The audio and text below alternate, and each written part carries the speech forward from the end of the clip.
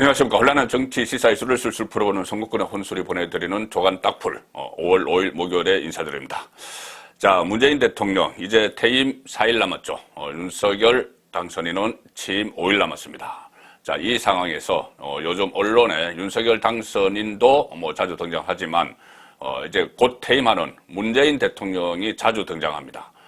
주로 그동안 본인과 같이 5년 동안 일했던 사람들 불러서 점심 먹고 저녁 먹고 하면서 이야기를 하는데, 보통 이 정도 되면 덕담을 해야죠. 그동안 수고 많았다 이야기를 하고, 또 우리가 잘 인수인계를 잘해서 새 정부가 국민들을 좀 편안하게 만들도록 하자. 좀 거짓말이라도 본인들이 지금까지 코로나 잘 해서 그 거리두기 해제하고 일상 회복을 했고 마스크도 벗고 실외에서 우리가 그렇게 했으니 이것을 우리가 했던 노하우를 잘 전달해서 이 윤석열 정부가 국민들을 좀 편하게 만들도록 함께 합심하자, 이렇게 이야기하는 게 정상이죠. 그런데 그렇지 않습니다. 악담, 그리고 혹평, 윤석열에 대해서, 그리고 본인은 자화자찬 이렇게 해왔는데, 자, 윤석열 당선인 개인에 대한 감정은 많이 있겠죠. 본인 문재인 입장에서는 본인이 검찰총장, 서울중앙지검장 검찰총장으로 발탁을 했는데 상대방의 대선 후보가 돼서 대통령이 됐으니 이 개인에 대해서는 감정들도 있겠지만은, 그래서 악담을 하고 하지만은, 자, 앞으로 윤석열 대통령이 이끌어갈 5년에 대해서 악담을 합니다. 마치 저주를 하는 듯한 그런 뉘앙스까지 저는 느꼈는데, 자, 윤석열 개인이 아니고 윤석열 정부 앞으로 5년 국가 운영을 할 그 세력에 대해서 험담을 하는 것이죠. 자, 그러면 국민들이 불편해집니다. 불편해지도록 그렇게 마치 바라는 것처럼 그런 뉘앙스가 담긴 말을 어제 했습니다. 저는 이것을 상당히 중요하게 생각을 하는데, 자, 이 생각을 이렇게 하면은 앞으로 인수인계 하는 과정에서 얼마 남지 않았지만은 거기서도 전부 다 발목을 잡고 할 것이고, 또 퇴임 이후에도 본인을 지지하는 일정 부분 골수 지지층이 있기 때문에 그들을 이끌면서 계속 이 태클을 거는 그런 일이 벌어지겠죠. 그래서 이 말이 중요한 겁니다. 어제 그 백서 발간을 기념해서 국정과제위원회 사람들과 오찬을 했는데 이 자리에서 이렇게 이야기합니다. 일단 본인을 자화자찬하는 건 빼놓지 않습니다. 우리가 이룬 성과에 대해서 자부하고 있고, 또 세계에서도 객관적으로 평가받고 있다. 그렇게 하면서 방역모범 국가, 가장 빠른 경제 회복, 분배 개선, 다양한 분야 세계 10위권 인정, 그에 걸맞은 국격, 이 낯간지럽지도 않은가요? 지금 이 상황에서 이렇게 이야기를 하는 것이. 그리고 그런 평가 같은 것들이 위상 제고가 위기 국면 속에서 나왔다는 게 놀랍다 이런 말을 합니다. 본인 스스로 놀랐다. 자, 그렇게 본인 스스로 놀랐고 세계가 칭찬하고 찬사를 보내는 업적을 이뤘는데 정권 재창출에는 실패를 했죠. 자, 그 뒷말이 이겁니다. 문재인. 특히 다음 이렇게 이야기합니다. 국정백서 자료들은 앞으로 이어지는 다른 정부들과 비교하게 될 것이다. 우리가 해놓은 이 찬란한 업적들, 다른 정부와 비교가 될 텐데 우리가 이렇게 잘했다는 것이. 그 다음 말이 이겁니다.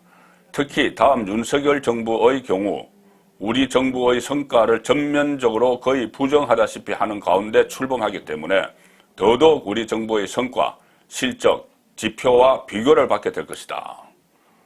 이 말은 무슨 말입니까? 우리가 이렇게 자자찬이지만은 이렇게 큰 업적, 무슨 분배, 방역, 경제, 모두 10위권 이렇게 전 세계 찬사를 받고 있는 업적을 쌓아놨는데 윤석열 정부 그렇게 하나하나 보자. 우리 정도 하나하나 보자. 이런 이야기입니다. 더더욱 우리 정부의 성과, 실적, 지표와 비교를 받게 될 것이다. 자, 5년 동안 나라를 이끈 대통령이 마치 악담을 하듯이 다음 정부에 대해서 이것 말고도 계속 있었죠. 여러 가지 있었지만은 어제 했던 말만 소개를 드리는 겁니다. 자, 이것뿐이 아니죠. 지금 문재인뿐이 아닙니다. 문재인이 총지휘를 하는 것이나 마찬가지지만은 금수완박 입법 이런 것도 그렇고 인사청문회 발목 잡기 모든 것을 온 힘을 다해서 윤석열 정부의 산뜻한 출범을 막고 있습니다.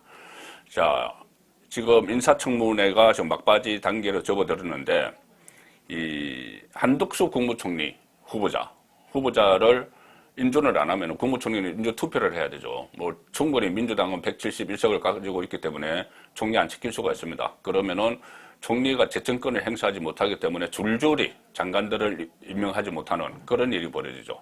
자, 그것을 노리고 민주당이 이번에는 이 한덕수 볼모를 딱 잡고, 제가 한번 설명을 드린 적이 있습니다. 한덕수를 아마 인질로 잡을 거다. 그리고 나머지 본인들이 눈에 가시 같은 장관 몇 사람을 쳐내려고 할 것이다. 자, 지금 그 작전에 돌입을 했습니다. 조선일보 일면톡 보시면은 민주 한덕수 볼모를 잡고 있어서 새 정부 반쪽 내각이 우려된다. 자, 한덕수를 지금 볼모를 잡고 한덕수 그래 우리가 그러면 인준을 해줄 테니 한덕수 뭐 가결시켜 줄 테니 몇 사람 내놔. 포로교환입니다. 내놔. 그 내놓을 사람이 누구냐? 일단 국민 눈높이에서 비판을 받고 있는 뭐 김인철은 이미 그 사회부 총리는 사퇴했죠. 그리고 정호영 보건복지부 장관이 있는데 거기도 물론 들어가지만 그것은 이제 명분이죠. 국민 여론이 이러니 이 사람을 사퇴시켜야 된다. 그리고 실제로 노리는 사람은 바로 한동훈입니다. 한동훈 법무부 장관 후보자. 지금 상당히 겁을 내고 있죠. 금수완박 이 논란이 있기 때문에 심지어 인사청문회에서 한동훈에게 판판이 깨질 것을 우려해서 인사청문회 자체를 아예 다음 주로 밀어버리는, 그만큼 한동훈이 껄끄럽죠. 한동훈이 법무부 장관이 되면은 여러 가지 어제 제가 설명드렸다시피 뭐 상설 특검 이런 것이나 아니면은 또 새로 설치될 한국형 FBI 뭐 중수청 여기에 대해서 지휘권을 발동을 해서 오히려 검찰, 지금 검찰보다도 더 강력한 수사를 할 수 있다, 지휘할 수 있다, 실질적으로 지휘를 할 수 있다. 자, 그런 이 틈새들이 많이 보이고 있기 때문에 금수완박의 틈새들이. 자, 그래서 한동훈을 두려고 하는 겁니다. 그래서 한동훈을 찍어내기 위해서 한덕수를 볼모로 잡은 것이죠. 자, 한동훈 지금 이렇게 민주당은 이렇게 이야기합니다. 한동훈, 정호영, 원희룡 국토교통부 장관 후보자를 낙마 리스트에 포함을 시켰습니다. 한덕수와 같이. 민주당 관계자는 이렇게 이야기합니다. 한덕수 후보자가 인준을 받으려면 문제 있는 장관 후보자 지명을 먼저 철회해야 한다. 자, 이 세 명, 원희룡, 정호영, 한동훈 이렇게 이야기하지만 실제로 노리는 건 한동훈이죠. 그래서 한덕수와 한동훈의 맞교환, 무슨 포로 협상하듯이 이런 지금 행태를 보이고 있습니다. 본인들을 지키기 위해서 이재명을 지키고 문재인을 지키고 문재인, 이재명 주변에 사람들이 또 많이 연루가 돼 있죠. 그 사람들을 지키기 위해서 한동훈 낙마시키자. 그래서 한덕수 장관은 투표를 안 하기 때문에 그냥 임명하면 그만입니다. 인사청문회 요구와 상관없이. 그런데 총리는 투표를 하기 때문에 투표를 하는 총리를 딱 잡고 낙마시키라. 투표 안 하는 사람들. 그중에서 특히 한동훈 이렇게 이야기하고 있는 것이죠. 이렇게 돼서 민주당이 인준을 거부하게 되면은, 한덕수 총리 인준을 거부하게 되면은 국무총리가 재청권을 행사하지 못하기 때문에 장관이 정식 임명이 안 됩니다. 그러면은 윤석열 당선인은 당분간 문재인 정부가 임명한 총리 김부겸이나 또 일부 장관들과 같이 일을 해야 됩니다. 물론 일부 장관들 중에서 박범계 같은 장관은 그냥 내일 9일날 임기가 끝나는, 문재인 임기가 끝나는 9일날 퇴임식을 하겠다 이렇게 해서 후임이 있든 말든 나는 몰라 하고 떠나겠다고 하지만은, 또 일부 장관들은 관료 출신이나 이런 사람들은 같이 또 일을 해야 되는 그런 불편함이 올 수가 있습니다. 김부겸 총리 어제 간담회를 가졌는데 다음 정부 후임자가 올 때까지 연결하는 일을 하겠다 이렇게는 이야기를 합니다. 대신 이 재청권을 행사를 해줄 수도 있다는 이야기인데, 자, 그것이 전체 문재인 주변에서 그런 공감대가 형성되어 있지는 않은 것 같습니다. 민주당은 한덕수 원하면은 정호영, 한동훈 버려라 요구. 자, 조선일보 해설기사입니다. 자, 한독수 원하면은, 근데 정호용은 일단 개인적인 문제고, 한동훈은 진영의 문제입니다. 이 진영 보호를 위해서 한동훈을 버려야 한다. 이렇게 이야기를 하는 것이죠. 자, 이것이 전체적인 움직임입니다. 이렇게 윤석열 정부의 그 산뜻한 출범의 발목을 잡고 뒷더미를 낚아채고 앞에 장애물을 설치하고 하는 것이 진보 진영 전체의 움직임입니다. 자, 오늘 제가 한겨레 신문을 보고 정말 신문을 이렇게도 만들어도 되나 하는 생각이 들었는데 온통 이 윤석열 그리고 한동훈 비판하는 기사입니다. 한겨레 일면 톱은 고발 사주 누가 시켰는지 끝내 못 밝혔다. 자, 고발 사주 누가 시켰는지 끝내 못 밝혔다. 어제 공수처가 집중적인 수사를 했던 소위 말하는 고발 사주 의혹에 대해서 한동훈 잡아내지 못했죠. 윤석열이 지시했다는 걸 잡아내지 못했습니다. 없었기 때문에 그랬겠죠. 그렇게 총력을 동원해서 수사를 했는데 단지 손준성 검사만 이 불구속 기소하는 선에서 거쳤죠. 그러니 한겨레는 고발 사주 누가 시켰는지 끝내 못 밝혔다. 윤석열이 시켰는데 밝혀내지 못했다. 이 이야기를 지금 하고 싶은 것이죠. 그러니까 이 수사를 해서 8개월 동안 수사를 해서 밝혀내지 못했으면 없는 거죠. 특히 공수처가 문재인 정권의 친위대인 공수처가 했는데 그런데 끝내 못 밝혔답니다. 시킨 사람이 윤석열이 아니다가 아니고. 자, 그 옆에는 또 윤석열의 공정 정호영의 외예인가 이것도 일면 사이드 톱으로 이렇게 달았고 하단 기사를 보시면 일면인데 자, 어제 한겨레 신문이 한동훈 후보자의 딸이 무슨 노트북 50대를 대기업에서 기증받아서 이 복지시설에 보육원 같은데 기증을 했다. 착한 일이죠. 그 어제 내용을 봐도 다시 좀 설명드리면 길기 때문에 내용을 봐도 그것은 전혀 별로 하자가 없고 오히려 기특한 일을 했다. 이렇게도 보이던데 그걸 가지고 마치 스펙을 쌓아서 그것을 기증한 것을 스펙으로 활용을 해서 대학에 지나가려고 한다. 이런 식으로 어제 기사를 썼죠. 오늘은 한동훈 딸이 2달간 논문 5개, 전자책 4권 썼다. 한동훈 후보자의 딸이 아주 공부 같은 것을 아주 열심히 하는 것 같습니다. 성적도 뛰어나고. 자, 그런데 일단 그 2달 동안 한동훈 딸이 논문 5개, 전자책 4권 썼다. 지난해 11월, 12월에 단독 공조로 했다. 그 논문 내용은 반독점법, 국가채무 이런 논문이다. 영어 2부건 기하학, 세포분열. 자, 이런 것을 여러 가지 다양한 방면의 책도 쓰고 전자책도 냈다. 논문도 썼다. 그래서 입시 전문가의 코멘트를 빌려서 컨설팅을 받은 듯하다. 당시 그때는 중3, 고1 나이로 국내 유명 국제학교에 재학 중이었다. 그리고 이 기사를 쓴 기자 이름을 보시면 아래 3사람이 나옵니다. 다른 기사는 기자 한 사람이 쓴 걸로 나오죠. 이 기자 3사람이 공동으로 취재를 했습니다.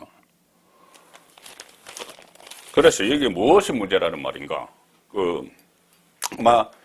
이 조국 씨 딸 조민과 비교를 하기 위해서 조민이 그렇게 스펙을 부모 찬스를 이용해서 스펙을 쌓아서 대학을 가고 이전은 부산대 의학전문대학원을 가고 의사가 되고 그것이 논란이 됐는데 봐라 한동훈도 그런 것 아니냐 이 말을 하고 싶은 거겠죠. 이 말을 하고 싶은 건데 결정적인 차이는 2가지가 있네요. 하나는 거기는 가짜 표창장 같은 것을 부모가 직접 앉아서 타이핑을 치면서 만들어서 도장도 가짜로 만들어서 찍어주고 이 짓을 했죠. 그런데 한동훈 딸은 이것은 아직 논문 5개, 전자책 4권을 썼다는 겁니다. 썼는데 도움을 받았다는 이야기죠. 컨설팅 업체에서 도움을 받았다. 그게 뭐가 이렇게 논란의 소지가 약간은 있을 수는 있죠. 과연 이게 중학교 3학년, 고등학교 1학년 나이로 이걸 직접 썼을까? 컨설팅을 받아서 썼을까? 그렇지만 이것이 주요 일간지의 일면 중간 톱 기사로 쓸 내용은 아니죠. 그리고 또 하나 결정적인 차이는 조미는 그렇게 가짜로 막 오려서 만들고 뭐 도장 찍고 한 것을 제출을 해서 대학도 가고 대학원도 가고 했죠. 그런데 한동훈 후보자의 딸은 이제 고등학교 2학년입니다. 아직 사용 안 했죠. 만약에 가짜를 했더라도 뭐 가짜라는 건 없습니다. 여기 사용을 안 했죠. 그러니까 한겨레 기사는 그것을 하고 있는 이유가 나중에 사용을 할 것이다. 할 것 같아. 나중에 대학 입시에 사용을 하기 위해서 지금 이렇게 스펙을 쌓고 있다. 뭐 이루어지지도 않은 일이고, 그리고 이것이 물론 컨설팅을 받아서 뭐 여러 가지 다양한 활동을 한 것에 대해서 어떤 일반적인 가정의 그 학생들과 좀 비교는 될 수가 있겠죠. 비교가 돼서 좀 소외감을 느낄 수도 있고 박탈감을 느낄 수도 있고 막 그런 수는 있지만, 그것을 이렇게 마치 큰 문제가 있는 것처럼 3명의 기자를 동원을 해서 억지로 이렇게 깨 맞추는 것, 그것도 어제 이어서 이틀째 그렇게 하는 거죠. 이것은 전체적으로 이 윤석열 새 정부의 발목을 잡기 위해서고, 그리고 거기에서 가장 핵심적인 부분이 그 한동훈이라는 여기에 판단을 했기 때문에, 그런 판단을 했기 때문에 이런 기사들이 나오는 겁니다. 문재인의 인식도 그렇고 민주당의 인사청문회 발목 잡기도 그렇고 다 같은 인식에서 나오는 거죠. 이 한겨레 신문은 뭐 그 다음 기사도 전부 그런 겁니다. 김부겸 무소불위 검찰은 견제받아야 된다, 이런 기사. 그리고 또 그 이상민 행안부 장관 후보자와 관련한 여러 의혹들, 막 어제 인사청문회에서 나왔던 문제들, 이정식 고용노동부 장관 후보자 청문회 전부 질타했다. 뭐 이런 식으로 의문을 제기하는 온통 신문이 다 그런 걸로 채웁니다. 그리고 또 여성가족부 장관 후보자에 대해서도 또 그 아래 또 여러 가지 또 문제 의문점이라고 막 제기를 하고 있는, 자, 이런 식으로 온통 신문을 이 윤석열 새 정부 흠집내기에 다 할애를 해버리는 그런 모습을 보이고 있는 겁니다. 자, 이 상황에서 어쨌든 윤석열 정부 출범은 출범 준비는 착착 진행되고 있고, 또 대통령 취임식에 참석할 초청자들, 그리고 본인이 국민이 선택을 신청을 해서 당첨이 된 사람들에 대한 그 초청장이 지금 각 가정으로 배달이 되고 있습니다. 각 그 사무실이나. 자, 그래서 윤석열 정부 출범은 이제 5일 남았습니다. 5일 동안 문재인 정권 주변에서 많은 발목 잡기를 또 여전히 계속하겠지만, 그래도 새 시대는 곧 열린다, 그런 말씀 드리면서 조간탁풀 마치겠습니다.